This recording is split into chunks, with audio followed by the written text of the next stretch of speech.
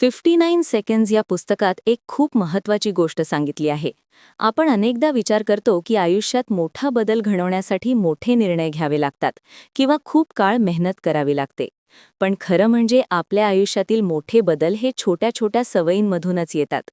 काही लोक वर्षानुवर्षे मेहनत करत राहतात, तरी त्यांना अपेक्षित यश मिळत नाही. तर काही लोक फक्त छोट्या सवयी बदलून आपली पूर्ण लाईफ बदलून टाकतात. या पुस्तकाचे लेखक रिचर्ड वाइजमन यांनी अनेक रिसर्च आणि सायकोलॉजिकल प्रयोगांच्या आधारे सांगितले आहे की तुम्हाला आयुष्य बदलण्यासाठी महिन्यांची गरज नाही, फक्त 59 सेकंदात घेतलेले छोटे निर्णयसुद्धा मोठा फरक करू शकतात. आपण नेहमी समजतो की यश मिळवण्यासाठी मोटिवेशन, मोठी प्लॅनिंग किंवा एखादी मोठी संधी लागते. पण प्रत्यक्षात यशाची सुरुवात लहान निर्णयांपासून होते, जसं की स्वतःला मोटिवेट करणं, आत्मविश्वास वाढवणं, योग्य गोल सेट करणं आणि आपली विचारसरणी बदलणं. जर तुम्हाला आयुष्यात जलद बदल हवा असेल, जास्त कॉन्फिडंट व्हायचं असेल किंवा तुमचे गोल लवकर पूर्ण करायचे असतील, तर हे समजून घेणं खूप गरजेचं आहे की बदल मोठ्या गोष्टींनी नाही, तर छोट्या सवयींनी सुरू होतो. कधीकधी फक्त एक छोटासा आयडिया किंवा एक छोटा ॲक्शन तुमच्या संपूर्ण आयुष्याचं डिरेक्शन बदलू शकतो. 59 सेकंड्स या पुस्तकातील या भागात खूप महत्त्वाचा संदेश दिलाय. आपण वेग म्हणजेच अस्पष्ट गोल्स बनवू नयेत, तर स्पष्ट आणि स्पेसिफिक गोल्स बनवावेत. जेव्हा आपण आपले गोल्स लिहून ठेवतो आणि शांतपणे त्यावर काम सुरू करतो, तेव्हा यश मिळण्याची शक्यता खूप वाढते. कारण योग्य गोल ठरवणं म्हणजे अर्ध यश मिळवणं असतं. यानंतर लेखक रिचर्ड वाइजमन प्रोक्रॅस्टिनेशन म्हणजेच काम टाळण्याच्या सवयीबद्दल सांगतात. आपल्याला काय करायचंय हे माहिती असूनही आपण ते पुढे ढकलतो, कारण ते काम आपल्याला अवघड किंवा कंटाळवाणं वाटतं. पण यावर सोपा उपाय म्हणजे काम खूप छोटं करून सुरू करणे. स्वतःला सांगा की पूर्ण काम नाही, फक्त 59 सेकंदासाठी सुरुवात करायची आहे, जसं की फक्त 1 मिनिट अभ्यास किंवा 30 सेकंद एक्सरसाइज. यामुळे मेंदूला काम सोपं वाटतं आणि आपण हळूहळू त्यात गुंतत जातो.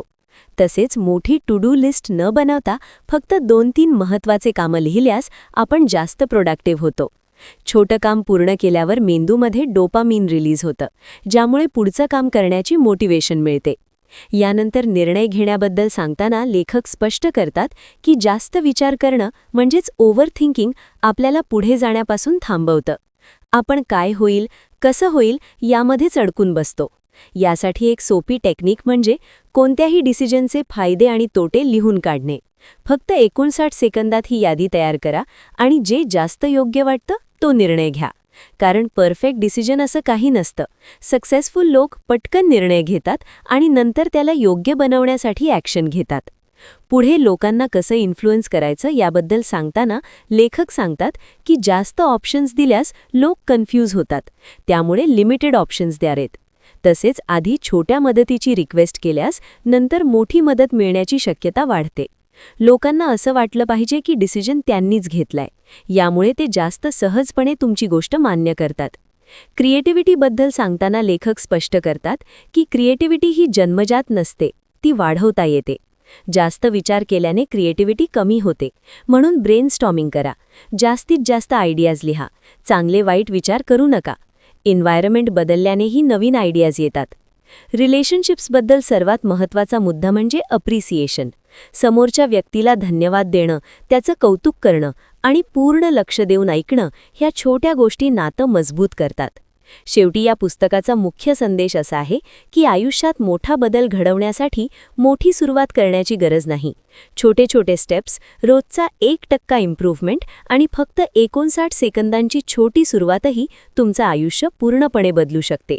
कारण यश हे एका मोठ्या क्षणातून नाही, तर रोजच्या छोट्या सवयी आणि निर्णयांमधून तयार होतं.